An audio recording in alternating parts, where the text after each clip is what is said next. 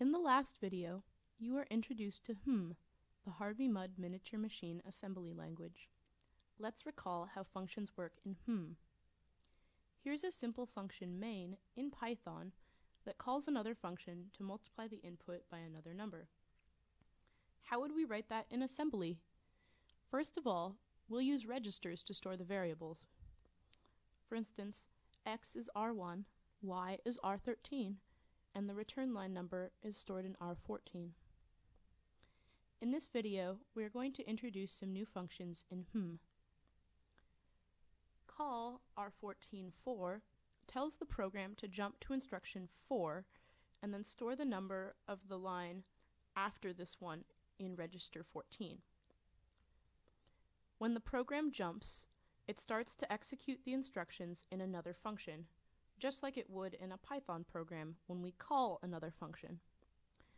We store the next line number in a register so that we can return to our original function after calling the other function. Jump R tells the program to jump to the line number that is stored in the register. Of course, we'll also need to translate the functions into assembly commands. Now, let's step through the execution of this function in First of all, we'll provide it an input. Then, we'll read the input into register 1. Then, we'll move to the instruction at line 4, but we'll store the number of the next line, 2, in R14.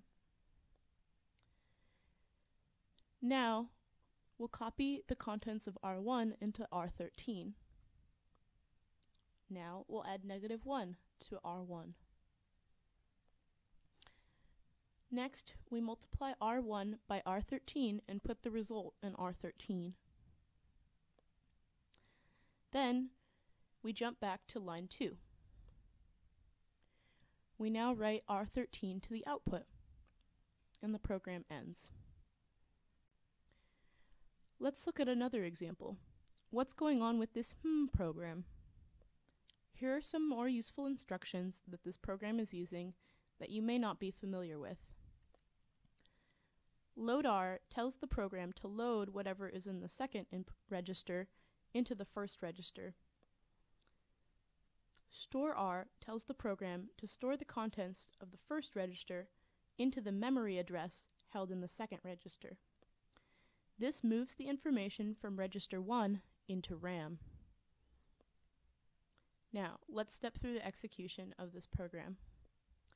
First, we set R1 equal to 3. Then, we set R15 equal to 42. Next, we store the contents of R1 into the memory address contained in R15. So, we store the number 3 at address 42 in the RAM.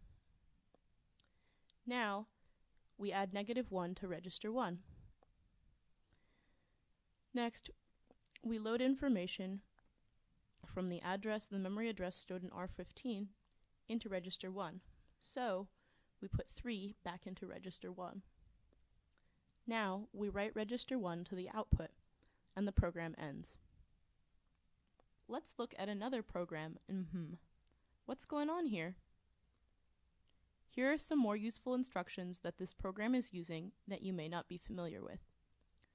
Load R tells the program to load whatever is in the memory address stored in the second register into the first register. This moves information from RAM to the registers in the CPU. Store R tells the program to store the contents of register 1 into the memory address contained in register 2. This moves the information from register 1 in the CPU to the RAM. Now, let's step through the execution of this function. First, we set R1 equal to 3. Then, we set R15 equal to 42. Now, we store the value in R1 into the memory address contained in R15. So, we store the number 3 into the address 42 in RAM. Now, we add -1 to register 1. Now, we load the contents of the memory address stored in R15 into register 1. So we load the number 3 from the address 42 into register 1. Now, we write register 1 to the output. Finally, the program ends. So now that you recall how functions run in HM and know how to move values between registers and RAM, let's use the next video to look at a more complicated example of a HM function that uses recursion.